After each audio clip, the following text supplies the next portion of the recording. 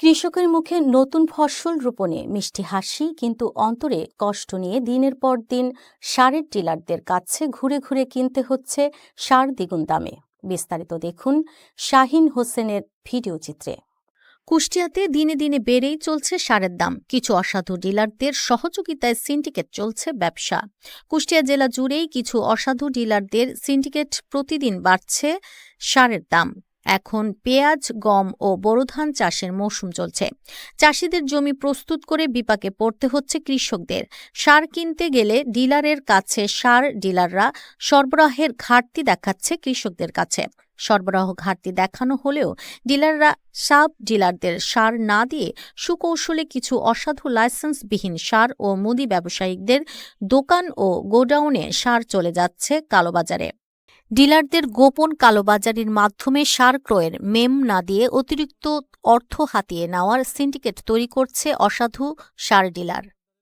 মাঠবর্গে সব তামাকি হয়, আমরা তামাকি চাষ করি।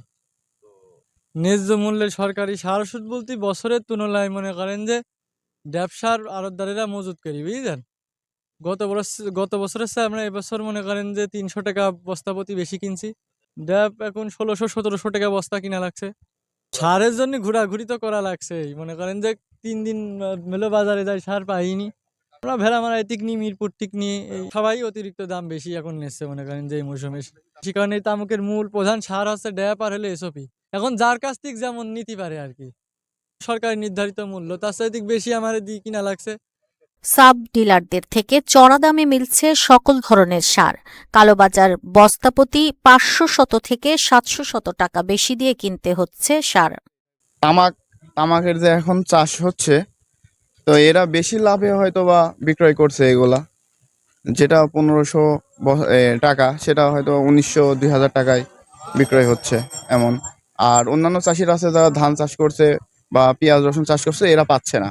মেমো ছাড়াই সার ক্রয় করে নিয়ে আসলেই তীরমোহিনীর sub dealer messrs Rohan traders দ্রুত সার ঢোকাচ্ছে গোডাউনে। বাদ বাকি মাল বাইরে থেকে কিনা লাগে। যেমন ভেড়ামারা যে বিষয় আছে ডিলার গুলো আছে সবার কাছ থেকেই। তারপর যে গতকাল 30 তারিখে যে কিনছি, আপনি মেমো দেখলেন 1460 টাকা ধরছে। এটা আমি এই সারটা জইলে দোকান থেকে। এগুলো সব আগের মেমো, এগুলো সব এক একটা ডিলারের এরকমই সব কাগজে এই পেপারে লিখে দেয়। কয় বস্তা সার, কত টাকা দাম, এসব উল্লেখ থাকে না, লিখে দেয়। আমরা যদি মেমোতে চাই আমাদের আর সার দিবে না, এই সার আমার কাছে বিক্রি নেই।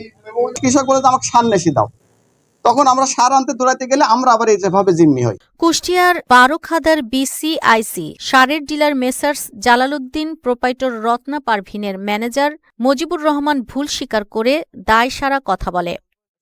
হয়ে গেছে, একটু বাসা একটু কাজে ব্যস্ত আছে, এখন যায় টাকা তুলে নিয়ে যায়, টাকা দিয়ে 1 ঘন্টা পড়াশোনা, আপনাকে সবকিছু 1 ঘন্টা না আধা ঘন্টা পড়াশোনা, সবকিছু ভাউচার পর্যন্ত সবকিছু দেখাই দেওয়া হবে। ম্যানেজার মজিবুর রহমান, এমন সার সিন্ডিকেট ও কালোবাজার থেকে কবে মুক্তি পাবে সাধারণ কৃষক? এ পর্যন্ত সার ডিলারের বিরুদ্ধে কোনো আইনি ব্যবস্থা গ্রহণ করেনি কোনো কৃষি কর্মকর্তা। ওই সাব ডিলারের আর 50% মাল আমি এখানে বিক্রি করি। এখানে হচ্ছে আমি একটা জিনিস বলি, আমি এটা ভুল করেছি ওই অবস্থায়, কিন্তু এখানে আমাকে টাকা দিবে বললো, ব্যাংকে আসেন টাকা নিয়ে আসতেছে, মেমোটা রাখেন। আমি মেমোটা রেখে দিছি, এটা ভ্যানের সাথে যাওয়া উচিত ছিল। নিউজ টিভি বাংলা, সত্যের সাথে আগামী পথে।